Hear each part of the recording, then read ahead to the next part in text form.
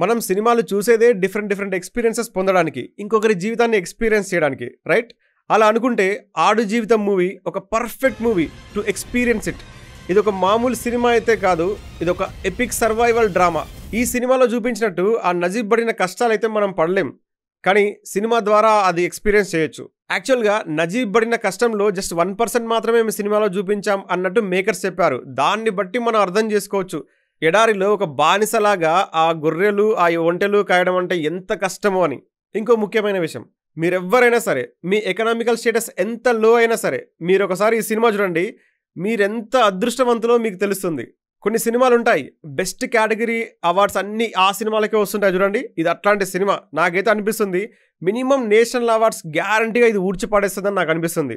Director Blessy ఈ cinema తీయడం తన డ్రీమ్ అని చెప్పాడు, అండ్ సినిమా కూడా ఆ లెవెల్లో తీశాడు. మీరు కనుక ఈ సినిమా ఇంకా చూడకపోతే డెఫినెట్గా ఈ సినిమాని థియేటర్లో చూడండి, ఆ మెమరబుల్ ఎక్స్పీరియన్స్ని పొందండి.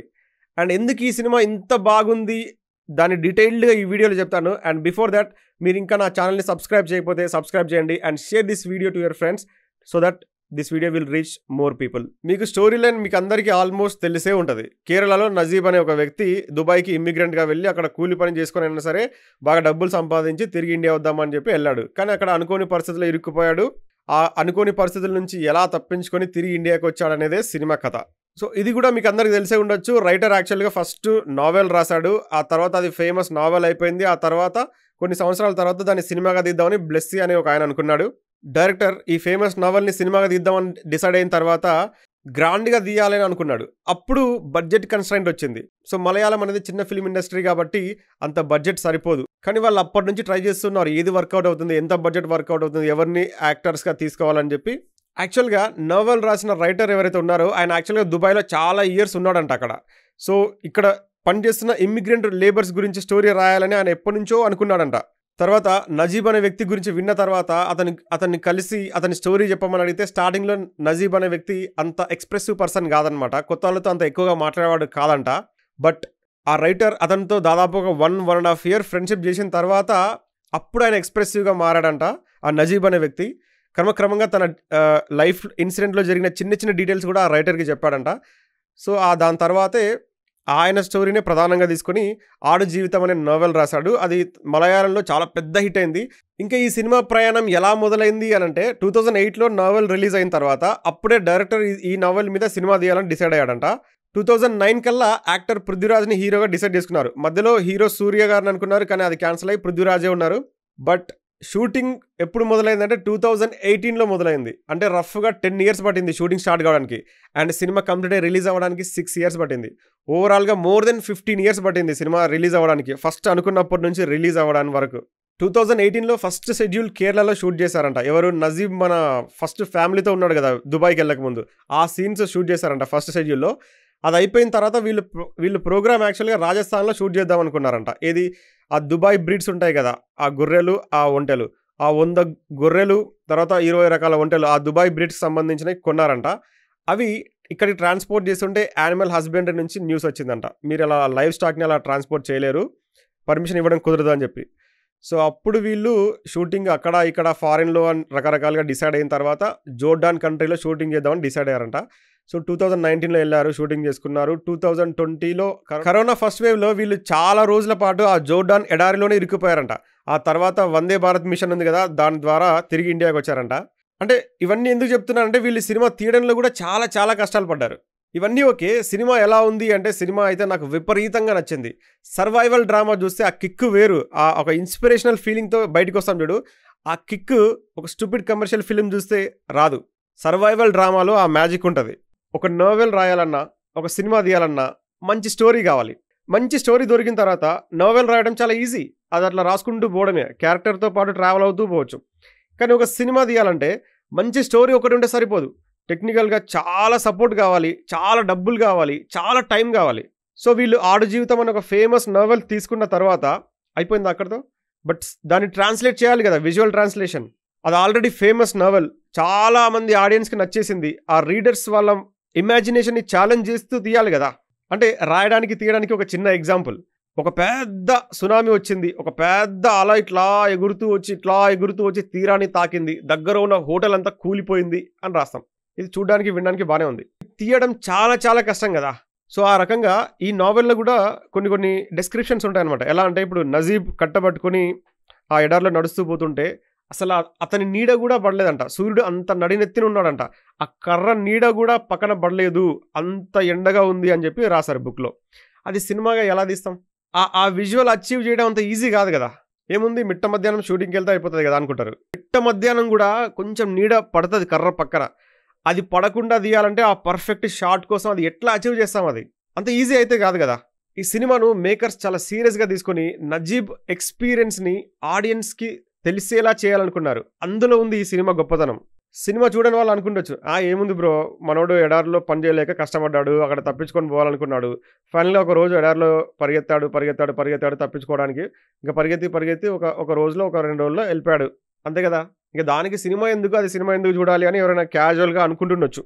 ఆ ఓనర్ గాడు బైనాక్యులర్స్ పెట్టుకొని చూస్తూ ఉంటాడు, వాడు ఎంత దూరం ఉన్నాడో, పని చేస్తున్నాడో లేకపోతే పారిపోవాలనుకుంటున్నాడు అని చెప్పేసి. అంత ఈజీ కాదనమాట. ఒక మంచి రోజు కోసం వెయిట్ చేస్తారు, ఆ రోజు వస్తుంది, ఆ రోజు తప్పించుకొని పోతారు. పోవడం అంటే కూడా అంత ఈజీ కాదు. ఎట్లా అంటే ఎడారి ఇసుక తెన్నెలు అంటారు కదా, అవి ఎండ్లెస్గా ఉంటాయన్నమాట. అనంతం వరకు కూడా ఆ ఇసుక కొండలు కనబడుతుంటాయి. ఎంత దూరం పోవాలో అర్థం కాదు. ఒక రోజంతా చాలా కష్టపడి పోతారు. రాత్రి ఎక్కడో అలసిపోయి పడుకుంటారు, లేస్తారు, చుట్టుముట్టు ఏముండదు. సేమ్ నిన్న ఎక్కడి నుంచి వచ్చాము అనేది మనకు గుర్తుండదు రఫ్గా. పొద్దున్న లేచిన తర్వాత చూస్తే అలసిపోయి ఒక దగ్గర పడుకుంటారు నైట్. పొద్దున్న లేచిన తర్వాత చూస్తే వాళ్ళ అడుగులు కూడా అంత క్లీన్ అయిపోయి ఉంటాయి అనమాట. ఆ గాలికి ఎట్నుంచి వచ్చామో కూడా మర్చిపోతారు. అడవి అంటే చెట్లు చేమలు ఉంటాయి బ్రో, ఎట్నుంచి వచ్చామో కనుక్కోవడం కష్టం. అదే ఎడారనుకో ప్లెయిన్గా ఉంటుంది, మొత్తం ఒకే డైరెక్షన్ వెళ్ళొచ్చు అని అనుకుంటాం, కానీ అంత ఈజీ కాదు. సో ఫస్ట్ రోజు పరిగెత్తారు, ఒక దగ్గర అలసిపోయారు, రాత్రి అయిపోయింది, పడుకున్నారు. పొద్దున్న లేచిన తర్వాత మనం ఎట్నుంచి వచ్చామో అక్కడ అడుగులు ఉండవు. మొత్తం ఎక్కడ చూసినా మొత్తం ఇసుక తెన్నెలు, ఆ ఇసుక కొండలు ఉంటాయి. సో అలసిపోయి రాత్రి పడుకున్నాం, పొద్దున్న లేసాం. పొద్దున్న చుట్టూ చూస్తే నువ్వు ఎట్నుంచి వచ్చావో అక్కడ ఇసుక మీద అడుగులు ఉండవు. ఆ గాలికి అవన్నీ క్లోజ్ అయిపోయి ఉంటాయి అనమాట. అంత నార్మల్గా ఉంటుంది, ప్లెయిన్గా. చుట్టుముట్టు ఇన్ఫినిటీగా మొత్తం ఇసుక కొండలు కనబడతా ఉంటాయి. ఎటు పోవాలో అర్థం కాదు. సినిమా చూస్తే అర్థమైంది నాకు. అంటే వాళ్ళు సూర్యుడిని ఒక దిశలాగా పెట్టుకొని వెళ్తారనమాట. సూర్యుడిని గుర్తుపెట్టుకొని వాళ్ళు ఏ డైరెక్షన్ వెళ్ళాలో ఫిక్స్ అయిపోయి అదే డైరెక్షన్లో రోజు ట్రావెల్ చేస్తూ ఉంటారు. అంటే ఒక రోజు అయిపోతుంది, 2 రోజులు అయిపోతుంది, 3 రోజులు అయిపోతుంది, 4 రోజులు అయిపోతుంది. సినిమాలో కౌంట్ ఉండదు వాళ్ళు అట్లా ఎన్ని రోజులు ట్రావెల్ చేశారు అని చెప్పేసి. చాలా దారుణం అనమాట. నాలుక ఎండిపోయి ఎట్లయిపోతుంది అంటే జస్ట్ ఒక రాయిలాగా అయిపోతుంది నోట్లో. ఫుడ్ ఉండదు, వాటర్ ఉండదు. అంత ఎడారిలో నడుచుకుంటూ రోజుల తరబడి పోవాలంటే ఎప్పుడు సర్వైవ్ అవుతాం? ఓకే బ్రో, ఒక 4-5 రోజులు వెళ్ళారు, ఒక వారం రోజులు వెళ్ళారు, పోయారు, ఫైనల్గా రోడ్డు వచ్చేస్తుంది, ఇంకేముంది అని అనుకుంటే, అసలు అంత ఎడారిలో రాత్రింబవళ్ళు బై వాక్ నడుచుకుంటూ వెళ్ళిన వ్యక్తి ఎలా తయారై ఉంటాడు? బ్రష్ చేసుకోవడానికి, తాగడానికి కాదు కదా, అసలు దేనికి వాటర్ ఉండవు. ఆ మనిషి ఎలా తయారైంటాడు? ఒక వారం రోజులు బై వాక్ నడుచుకుంటూ వచ్చినాడు. ఆ రోడ్డు వరకు చేరినా కూడా అక్కడ లిఫ్ట్ అడిగే ఓపిక అతనికి ఉంటుందా? అట్లా తయారై అంత అధ్వాన పరిస్థితిలో ఉన్న మనిషికి ఆ దుబాయ్లో, అది కూడా ఒక ఇమ్మిగ్రెంట్కి లిఫ్ట్ ఇవ్వడానికి ఎవడైనా ఆపుతాడంటారా? సో ఈ సినిమాలో ఆ నజీబ్ అనే వ్యక్తికి లిఫ్ట్ ఎలా దొరికింది, తను సిటీకి ఎలా చేరుకున్నాడు, ఆ తర్వాత తిరిగి ఇండియా ఎలా వచ్చాడు? మన తెలుగు వాళ్ళు ఈ సినిమాని తక్కువ మందే చూసుంటారని చెప్పి నాకు ఎక్కువ డీటెయిల్స్ చెప్పబుద్ధి కావట్లేదు ఈ సినిమా గురించి. ఎందుకంటే ఆ ఎడారిలో ఆ 7 రోజుల్లో ఎన్ని రోజుల్లో కొన్ని రోజులు నడుస్తాడు కదా, రోజు నైట్ నిద్రపోయేటప్పుడు కూడా ఎట్లా నిద్రపోతారు? దుప్పట్లు గిప్పట్లు ఏమి ఉండవు, ఇసుకలో పడుకోవడమే కదా. చిన్న పురుగులు ఉండొచ్చు, ఎడారిలో మన పాములు చూసారా, పాములు ఉంటాయి కదా అలాంటివి. వాటన్నిటి నుంచి వాళ్ళు ఎలా సర్వైవ్ అయి ఉంటారు? ఇవన్నీ తలుచుకుంటే ఆ ఎంటైర్ సెకండ్ హాఫ్ ఉంది చూసారా, ఆ సర్వైవల్ డ్రామా, అదంతా వేరే లెవెల్ అనిపిస్తుంది అనమాట. మనం ఎంత అదృష్టవంతులమో గుర్తు చేస్తుంది ఈ సినిమా. ఆ ఎడారిలో సర్వైవల్ సీన్స్ ఏవైతే ఉంటాయో మీకు కొన్ని రెఫరెన్స్లు చెప్తా. మీకు ఒకటి చెప్తున్నా, నడి సముద్రంలో ఉంటే, అంటే చుట్టుముట్టు వాటరే కనిపిస్తుంటే ఆ ఫీలింగ్ అది ఎంత భయంకరంగా ఉంటుందో అక్కడ ఉంటే కానీ తెలియదు మనకు, రైట్? ఆ పెద్ద అలలు, నడి సముద్రంలో ఆ పెద్ద అలలు వస్తుంటే ఆ పడవ ప్రయాణం చేస్తున్నట్టు తెలుస్తుంది అది ఎంత భయంకరంగా ఉంటుంది అనేది. ఒక భయంకరమైన దట్టమైన అడవి, ఒక కారడవి అంటాం చూసారా, అట్లాంటి ఒక అడవి మధ్యలో ఉన్నప్పుడు ఎటు పోవాలో తెలియదు. చుట్టుముట్టు ఆ భయంకరమైన చెట్లు ఎన్నేళ్ళ నుంచి పెరుగుతున్నాయో తెలియదు. అట్లాంటి చెట్ల మధ్యలో మనం ఉంటే అది ఎంత భయంకరంగా ఉంటుందో మనకు మాటలో చెప్పలేం. అట్లనే చాలామందికి ఎడారి గురించి తెలియకపోవచ్చు, ఎందుకంటే అది మనం ఎక్స్పీరియన్స్ అయి ఉన్నాం. అండ్ మనం మోస్ట్లీ ఎక్కువ సినిమాల్లో చూడలేదు కదా ఎడారిని. ఎడారి ఎంత భయంకరంగా ఉంటుందని. అంటే చుట్టుముట్టు తిరిగి చూస్తే బిల్డింగ్లు ఏం కనపడవు, జస్ట్ ఆ ఇసుక కొండలే కనపడతాయి.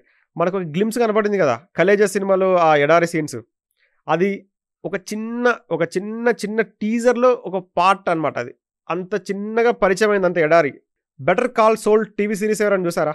దాంట్లో సీజన్ 6 5లోనో ఎడారి సీన్స్ లైట్గా వస్తాయి అక్కడక్కడ. బ్రేకింగ్ బ్యాడ్లో వస్తాయి అక్కడక్కడ ఎడారి సీన్లు. ఈ బెటర్ కాల్ సోల్లో హీరో గాడికి ఎడారి మధ్యలో ఒక 25 కిలోమీటర్స్ 30 కిలోమీటర్స్ నడవాల్సి వస్తుంది. వాడా 30 కిలోమీటర్స్ బై వాక్ నడవడానికి వాడికి నాకు తెలిసి ఒక 2 రోజులు పడుతుంది. వాడి మూత్రం వాడే తాగుతాడు మధ్యలో. అట్లుంటుంది సిచ్యువేషన్. అది జస్ట్ శాంపుల్. ఎట్టు చూసినా ఇసుక కొండలే ఉంటాయని తెలిసినప్పుడు అది థియేటర్లో చూస్తే అది చాలా భయంకరంగా అనిపిస్తుంది అనమాట. And I recommend everybody to watch this movie in theatre only. And ఎడారిని పరిచయం చేసే ఇంకో మూవీ ఏదైనా ఉంది అంటే అది లారెన్స్ ఆఫ్ ది అరేబియా. నేను రికమెండ్ చేశాను ఆల్రెడీ ఈ సినిమాని. ఎంతమంది చూసారు మీరు? లారెన్స్ ఆఫ్ ది అరేబియా చాలా మంచి మూవీ. ఆ సినిమాలో కూడా ఎడారిని మనకు పరిచయం చేస్తుంది సినిమా. కాకపోతే అది వార్ గురించి కాబట్టి దాంట్లో ఆ సర్వైవల్ గురించి ఎక్కువ డిస్కస్ చేయలేదు. కానీ హీరో ఒకసారి ఎడారిలో తప్పిపోతాడు. అప్పుడు ఆ సర్వైవల్ డ్రామా ఉంటుంది చూడండి. నాకు ఫస్ట్ టైం అప్పుడు ఎడారి అంటే ఇంత దారుణంగా ఉంటుందా అనిపించింది. క్యాస్ట్ అవే సినిమా చూసారా? టామ్ హ్యాంక్స్ యాక్ట్ చేశాడు. సర్వైవల్ డ్రామా అది కూడా. దాంట్లో టామ్ హ్యాంక్స్ ఆ ఐలాండ్లో మాట్లాడడానికి ఎవడూ లేకపోతే ఒక ఫుట్బాల్ ఉంటే ఫుట్బాల్ని పెట్టుకొని రోజు ఆ ఫుట్బాల్తో మాట్లాడుతూ ఉంటాడు. మనిషికి మాట్లాడడానికి ఇంకొక మనిషి లేకపోతే పిచ్చోళం అయిపోతాం, అట్లుంటుంది. ఈ సినిమాలో నజీబ్ అనే వ్యక్తికి దుబాయ్లో మాట్లాడడానికి 2 పర్సన్స్ ఉంటారు కానీ వీళ్ళ మదర్ టంగ్ కాదు. అండ్ వాళ్ళ ప్రపంచంలో వాళ్ళు ఉంటారు. కొంతకాలం తర్వాత నజీబ్ ఒక్కడవుతాడు. ఆ ఒక్కడు ఎవరితో మాట్లాడాలి? రోజు ఆ గొర్రెలకు ఒంటెలకు గడ్డేస్తుంటాడుగా, దానిలతో మాట్లాడతాడు వాడు. అందుకే చెప్తున్నా కదా, ఇది ఒకసారి థియేటర్లో ఎక్స్పీరియన్స్ చేయాల్సిన మూవీ. అండ్ డైరెక్టరే చాలా సీరియస్గా చెప్తున్నాడు కదా, ఇది నా డ్రీమ్ సినిమా అని చెప్పేసి. అండ్ ఆయన అంతే సీరియస్గా ఎఫర్ట్స్ పెట్టి తీసాడు ఈ సినిమా. ఆ నజీబ్ పడిన నరక యాతన మనకు థియేటర్లో చాలా క్లియర్ కట్గా కనబడుతుంటుంది. ఎడారిలో ఈ లగ్జరీ ఐటమ్స్ ఏమి ఉండవు అనమాట. అంటే అన్నీ ఏముండవు. వాటర్ అమృతంతో సమానం. వాటరు, తినడానికి తిండి ఏదో ఉంటుంది అక్కడ, రొట్టె ముక్క పెద్దది వెరైటీగా.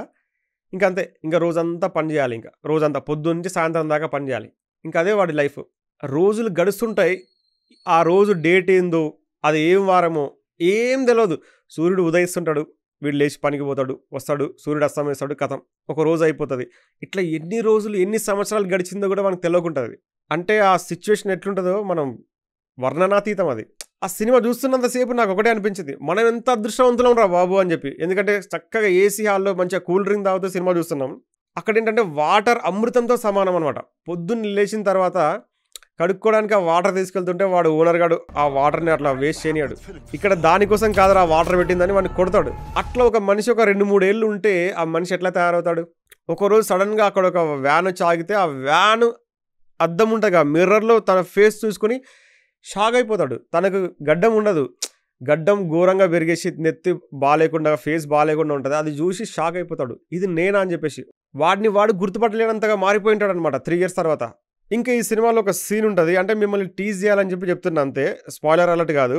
అంటే అన్ని సంవత్సరాలు వాడు వాటర్ని టచ్ చేయకుండా పెరిగినోడు సడన్గా అంటే ఫేస్ అంతా ఒక రకమైన ఇన్ఫెక్షన్ లాగా ఉంటుంది కదా, గలీజ్ అయిపోయి. వాడు అనుకోకుండా అట్లా ఒకరోజు స్నానం చేయడానికి పోతే ఆ వాటర్ వాడి మీద పడితే ఆ వాటర్ తీసుకోలేడు, వాడు అని అరుస్తాడు వాడు. ఇవన్నీ చూస్తుంటే బాబోయ్, ఆ దరిద్రాన్ని అయితే మనం కోరుకోం. అట్లీస్ట్ సినిమా చూడాలి అనమాట, మనకు తెలుస్తుంది ఓహో ఇన్ని దుర్భరమైన జీవితాలు ఉన్నాయా అని. ఐ థింక్ ఈ సినిమా గురించి ఇంకా మోర్ దెన్ ఎనఫ్ మాట్లాడాలని అనుకుంటున్నాను. ఇంకా కూడా నాకు కొన్ని టెక్నికల్గా కూడా కొన్ని నచ్చినవి ఉన్నాయి, అవి చెప్తా. సినిమా స్టార్టింగ్లోనే ఆ ఇసుక రెన్యూల్ని ఎక్స్ట్రీమ్ క్లోజ్అప్, ఎక్స్ట్రీమ్ జూమ్ చేసి చూపిస్తారనమాట. దాన్ని ట్రాన్స్పరెంట్ అంటే థియేటర్లో సగం, అంటే థియేటర్ స్క్రీన్ మొత్తంలో సగం ఉంటుంది ఆ ఇసుక రేణువు. ఫస్ట్ మనలో అది జూమ్ చేసి చూపిస్తారు. ఏంది ఇది అని అనుకుంటాం. జూమ్ అవుట్ చేస్తే అదొక చిన్న ఇసుక రేణువు అనమాట. ఆ ఎడారిలో ఆ ఇసుక తుఫాన్ వచ్చినప్పుడు చూపిస్తారు. బాబోయ్, ఇసుక రేణువు అంత జూమ్ చేసి చూస్తే అట్లుంటుందా అని చెప్పి మనం షాక్ అవుతాం.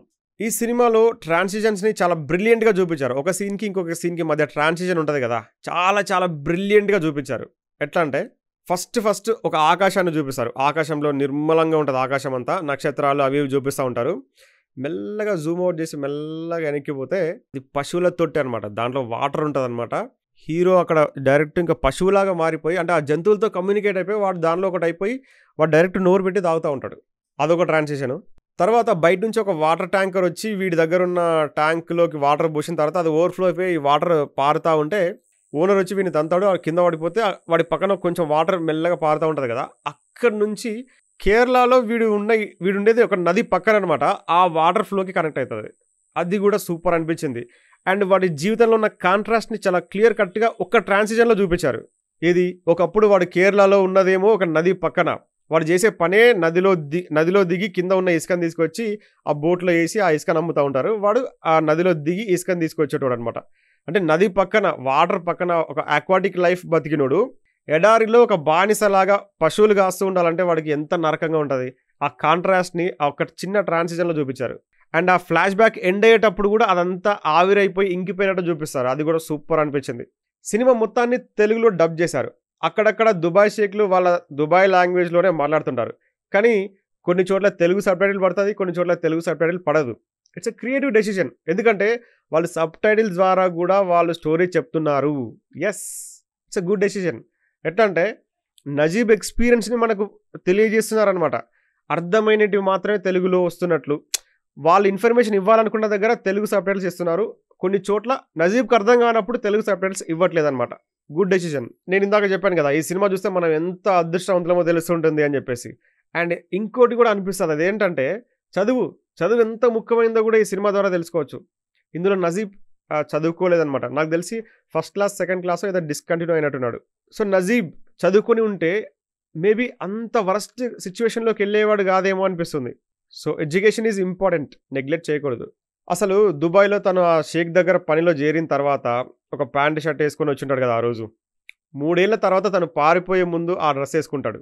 ఆ డ్రెస్ వేసుకుంటే అవి తన బట్టల్లాగా అనిపించవు, అంత లూజ్ అయిపోయి ఉంటాయి అనమాట. అంటే ఆ కాంట్రాస్ట్ ఉంటుంది చూడండి.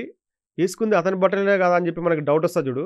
ఊరియమ్మ ఇంతగానం చిక్కి శల్యం అయిపోయిందా అని చెప్పి ఆ కళ్ళలో నీళ్లు తిరుగుతాయి ఆ సీన్ చూస్తుంటేనే. సినిమాలో అంత పాజిటివ్గా చెప్పాను కదా, నాకైతే నెగిటివ్ ఎక్కువ ఏం అనిపించలేదు ఈ సినిమాలో. అంటే logic ends where drama begins అంటారు చూడు. నాకు తెలిసి ఫస్ట్ 10-12 మినిట్స్లోనే నేను ఈ సినిమాలో లీనం అయిపోయాను. నాకు అసలు ఆ సినిమాతో పాటు అట్లా వెళ్ళిపోయాను అనమాట. విపరీతంగా నచ్చింది ఈ సినిమా నాకు. అయినా మచ్చుకు కొన్ని ఏమైనా నెగిటివ్ చెప్పాలనుకుంటే, ఓనర్స్ వీడికి వండి పెడుతున్నట్టు చూపిస్తారు, వీడు వండుతున్నట్టు చూపాడు. అఫ్కోర్స్ వీడు వాళ్ళకి పాలు విండిస్తాడు, ఆ గొర్రెలకు అవంతా వీడే పని చేస్తుంటాడు. కానీ వీడి వంట వీడు ప్రిపేర్ చేసుకున్నట్టు చూపారు. ఇన్ఫ్యాక్ట్ ఓనర్స్ వీడికి ఫుడ్ ప్రొవైడ్ చేశారనమాట. అది కొంచెం విచిత్రంగా అనిపించింది. పనులకు కూడా వాళ్ళు అంత కర్కశంగా ఉంటారు, కానీ వాడి దగ్గర పనిచేస్తున్న వీడికి వాళ్ళే ఫుడ్ వండి పెడతారు. అది కొంచెం ఏమో మరి అక్కడ అట్లే ఉంటుందో ఏమో నాకు తెలియదు. మరి అది నాకు కొంచెం ఎందుకో లాజికల్గా లేదనిపించింది. స్టార్టింగ్లో ఇతను 2-3 సార్లు చెప్పులు వేసుకొని వెళ్తాడు ఆ ఓనర్ ఆ డెన్నులోకి.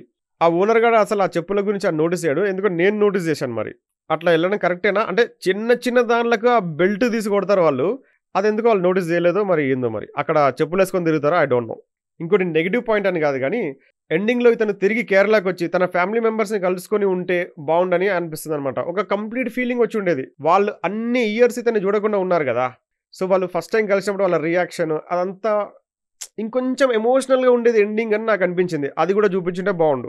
ఓవరాల్గా లైఫ్లో చిన్న వాటివి అవి లేదు ఇది లేదని చెప్పి కంప్లైంట్ చేస్తూ ఉంటారు కదా, అలాంటి వాళ్ళకి ఈ సినిమా చూపించండి. అండ్ వాళ్ళు ఎంత బ్లెస్డ్గా ఉన్నారో వాళ్ళకి అర్థమవుతుంది. అండ్ ఇంగ్లీష్లో క్యాస్ట్ అవేనో ఇంకోటో వస్తేనే అదిరా సినిమా ఇదిరా సినిమా అంటారు కదా. ఇప్పుడు ఇండియాలో కూడా ఒకటి వచ్చిందిరా బాబు. కొన్నేళ్ల తర్వాత 100% ఇది క్లాసిక్ అంటారు. గుర్తుపెట్టుకోండి, సినిమా పేరే the goat life, the greatest of all time life. డెఫినెట్గా ఈ సినిమాని థియేటర్లో చూడండి, మిస్ చేసుకోకండి. ఈ సినిమా మీద నా ఎక్స్ప్లెనేషన్ మీకు నచ్చినట్లయితే డెఫినెట్గా సబ్స్క్రైబ్ చేయండి and share this video to your friends. డెఫినెట్గా లైక్ చేయడం మాత్రం మర్చిపోకండి, సో దట్ ఈ వీడియో ఇంకొంతమందికి రీచ్ అవుతుంది. Thank you so much.